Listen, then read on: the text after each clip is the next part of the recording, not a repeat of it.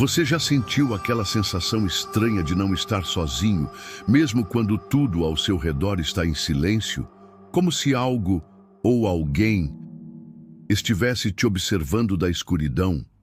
Como se olhos famintos, olhos que não são humanos, estivessem te seguindo a cada passo, apenas esperando o momento certo para se revelar?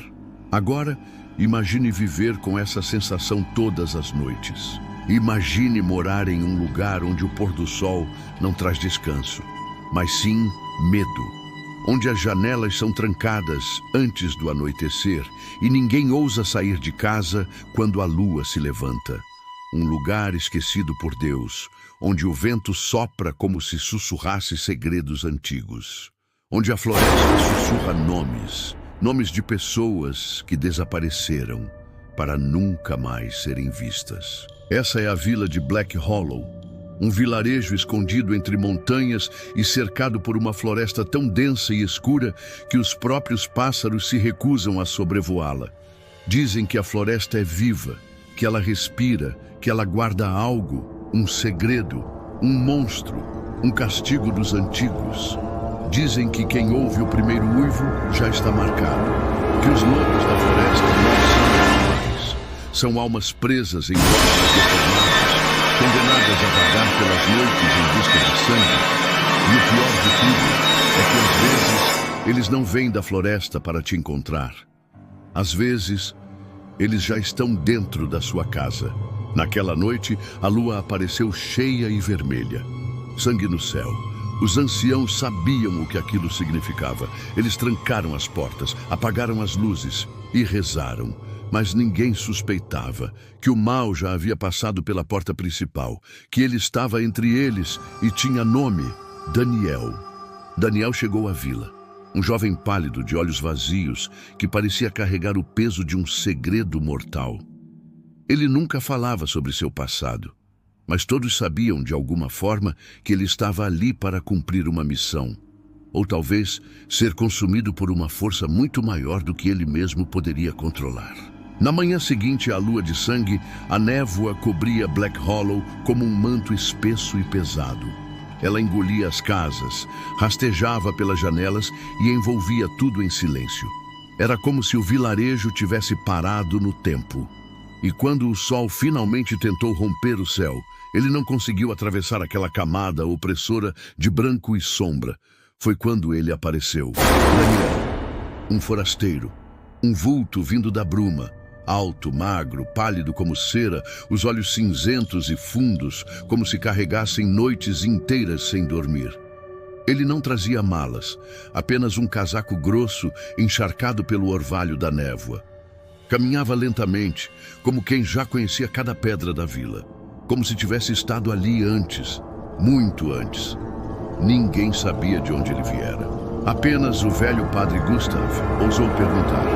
Daniel olhou nos olhos dele longos segundos e sorriu. Um sorriso pequeno, frio, vazio. E então disse: estou apenas de passagem. Mas Black Hollow não era um lugar de passagem. Era um buraco esquecido pelo mundo. Ninguém chegava ali por acaso. Ninguém ia embora sem deixar algo para trás. O chalé mais afastado da vila foi onde Daniel se instalou. Uma construção velha, de madeira escurecida pelo tempo, de frente para a floresta. Todos evitavam aquela casa.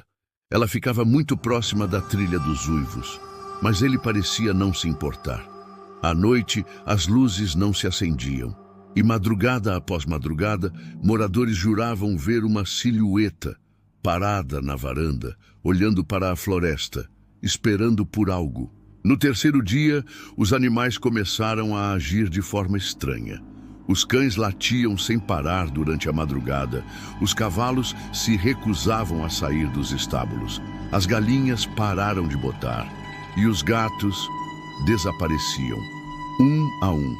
Mas o que realmente abalou a vila foi o desaparecimento de Elias, o menino de 8 anos que costumava brincar perto do rio. A mãe dele, desesperada, jurava tê-lo chamado de volta ao entardecer, mas ele não respondeu. Quando os aldeões organizaram uma busca, encontraram pegadas pequenas, indo em direção à floresta. Mas o mais estranho foi o que havia ao lado delas. Pegadas enormes, desproporcionais, com marcas de garras profundas cravadas na lama. E elas não vinham da floresta, elas vinham da vila e terminavam exatamente onde Elias desapareceu. Nessa mesma noite, Daniel não foi visto em sua casa. Quando questionado no dia seguinte, disse apenas que havia ido caminhar à noite na floresta. Foi aí que o medo deixou de ser superstição e passou a ser certeza. Quando a lua cheia voltou a se erguer no céu, algo começou a uivar nas montanhas. E pela primeira vez, o uivo não vinha da floresta, vinha de dentro da vila. Aquela noite parecia igual às outras, escura, silenciosa. A neblina rastejava pelo chão como dedos invisíveis, frios, buscando alguma coisa. A lua cheia se erguia lentamente, redonda, pálida, pesada, como se carregasse um presságio. Mas havia algo diferente no ar, algo que fazia até os grilos se calarem. Dentro do chalé na beira da floresta, Daniel tremia, suas mãos sangravam. As unhas haviam começado a cair e sob elas, garras cresciam. Seus olhos ardiam. Seu corpo se curvava, se rasgava, como se uma força antiga estivesse tentando escapar de dentro dele. Cada osso que se quebrava, cada músculo que se esticava, trazia um grito abafado pela dor. A pele se deformava, os dentes cresciam. A besta despertava. Era como se ele estivesse morrendo, mas não era morte, era renascimento. Um renascimento profano, algo ancestral, algo selvagem, algo que deveria ter permanecido enterrado para sempre. A janela do chalé explodiu de dentro para fora. Um vulto monstruoso atravessou a noite, correndo em 4 patas, veloz, faminto. Os olhos brilhavam em vermelho, a pelagem negra como a escuridão da floresta, os dentes como adagas de marfim. Na vila, as casas estavam silenciosas, até que um grito cortou. Aterrador, seguido por um barulho de arranhões na madeira, e o som de algo sendo arrastado pela terra. O corpo de Matias, o açougueiro, foi encontrado aos pedaços no galpão da carne. Ninguém entendeu como aquilo era possível. A porta estava trancada por dentro, nenhuma janela quebrada, nenhum rastro de entrada. E, no entanto, o interior estava coberto de sangue e havia garras cravadas no teto, como se algo estivesse lá em cima, observando, esperando. Daniel reapareceu na manhã seguinte, sujo, nu, coberto de cortes e hematomas. Disse que havia caído numa ribanceira, mas seus olhos estavam diferentes, mais fundos, mais escuros, mais vazios. O velho padre Gustav sussurrou uma antiga oração quando viu Daniel, mas não foi o nome de Deus que ele murmurou. Foi o nome da maldição, o nome esquecido dos filhos da lua. Black Hollow não dormiu naquela noite. O corpo de Matias foi enterrado antes do nascer do sol, sem cerimônia. O medo era tão grande que os moradores se recusaram a tocar no caixão. Era como se a morte dele tivesse contaminado a terra, como se algo tivesse entrado na vila e deixado um rastro invisível, mas mortal. As crianças pararam de brincar. Os adultos só sussurravam, e o nome de Daniel não era mais dito em voz alta. Mas o padre Gustav sabia que não era apenas uma criatura, era uma maldição, uma praga antiga trazida por aqueles que carregam sangue de fera. E ele sabia também que o tempo estava acabando.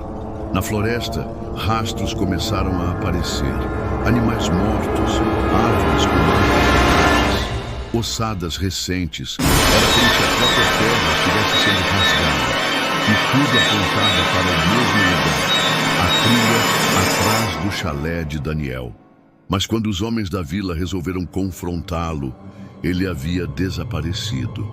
A casa estava aberta, fria, silenciosa, e em cima da mesa, uma carta, escrita com letras tremidas, sujas, de sangue seco.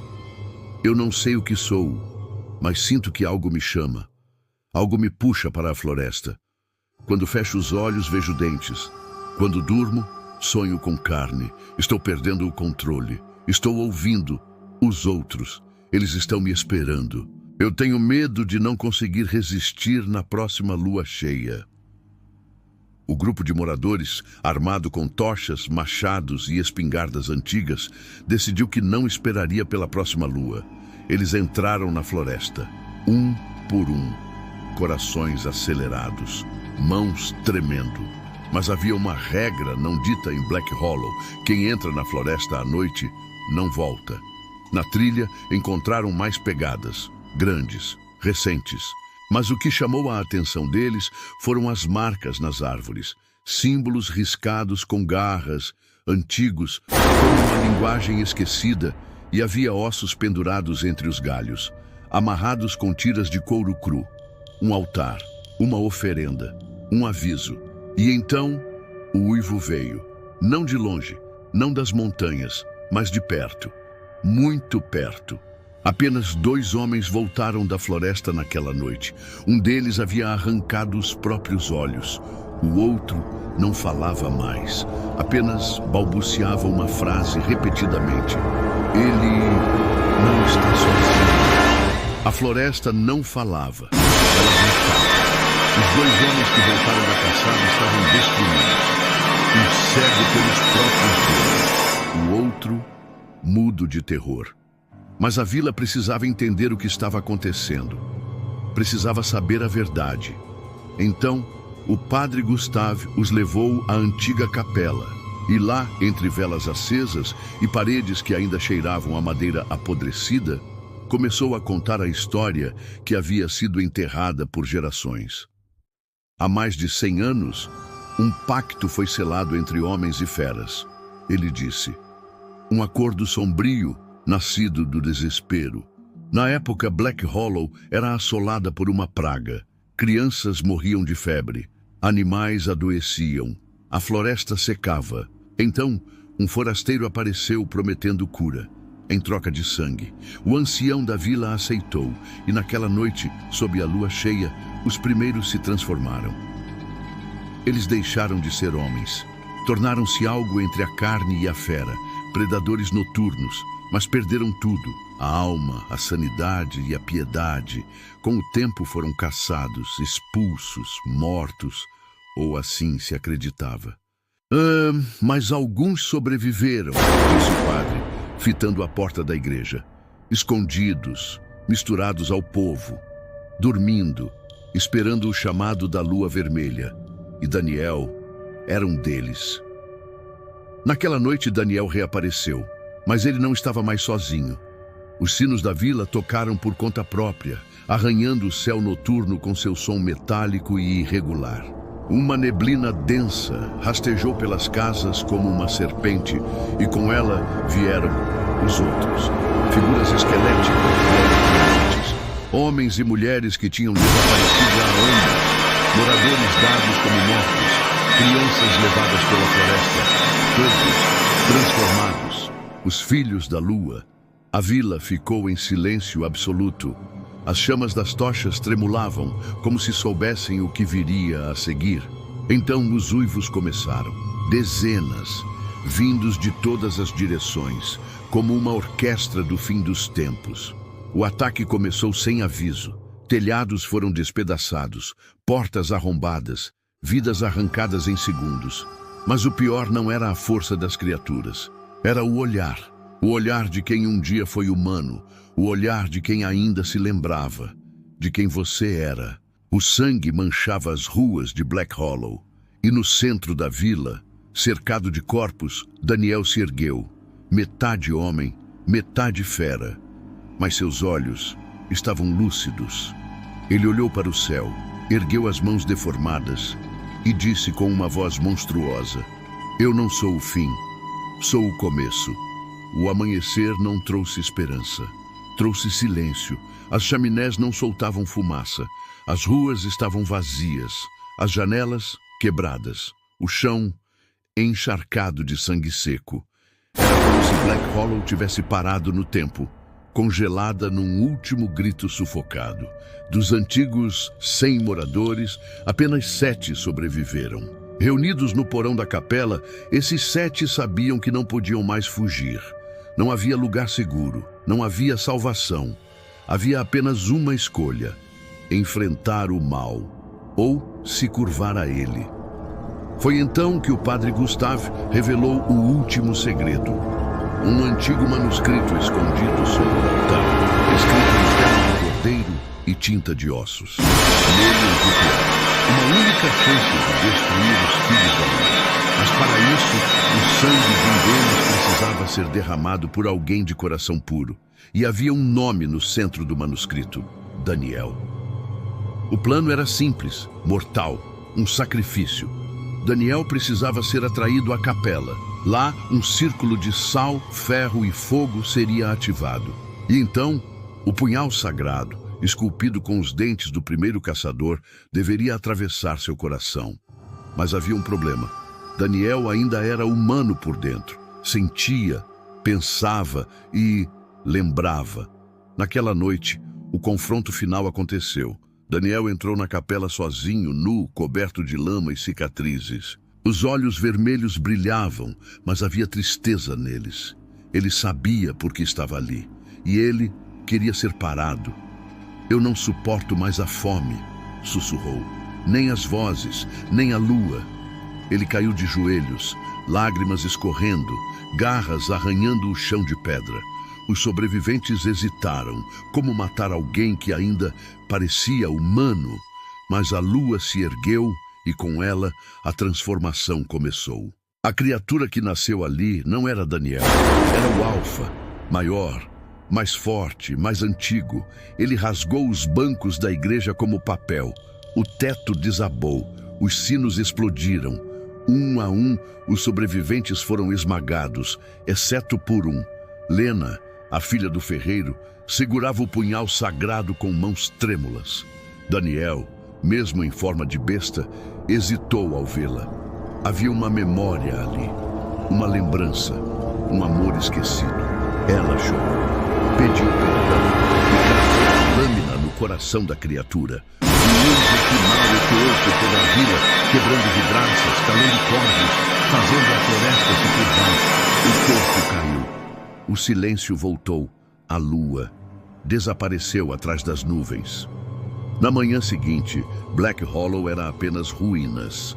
Lena foi encontrada sozinha, ajoelhada entre cinzas e pedras. Ninguém sabe o que ela viu nos olhos da criatura antes de matá-la, mas dizem que Daniel sorriu. A maldição foi quebrada, mas o preço foi alto. A floresta nunca mais foi a mesma, nem o céu, e às vezes, quando a lua fica vermelha, os uivos voltam, baixos, longe, quase inaudíveis, mas para quem sobreviveu, eles nunca param.